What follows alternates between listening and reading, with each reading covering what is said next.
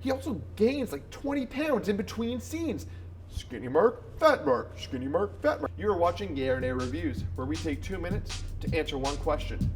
Should you see it? Mark Wahlberg is Chris Farraday, an ex-smuggler re-entering the game to pay off a substantial debt owed by his brother-in-law to some particularly nasty street-level thugs who were threatening his family. I went into this movie excited to be able to watch something that was guaranteed to be so bad that I would get to kick off the year with a super scathing review. It was all set.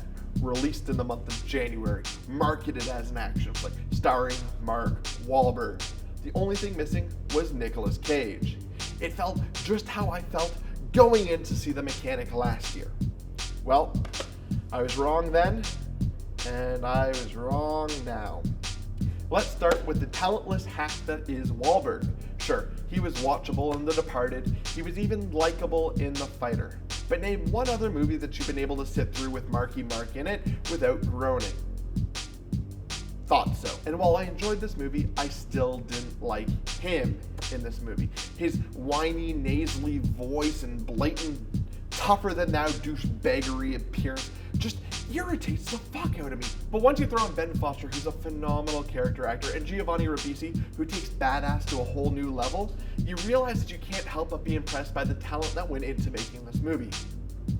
The majority of Contraband takes place on a ship as Mark and his crew are trying to smuggle $15 million worth of counterfeit money into the States without getting caught. The ship is captained by J.K. Simmons, finally freed from that Spider-Man bullshit, playing the vindictive ship's captain in a role more fitting of the neo-Nazi murdering rapist he played in HBO's Oz. The movie is more of a heist film than the action movie that it's being marketed as, but despite being slow, it's so very thrilling because every single character has something very much at stake.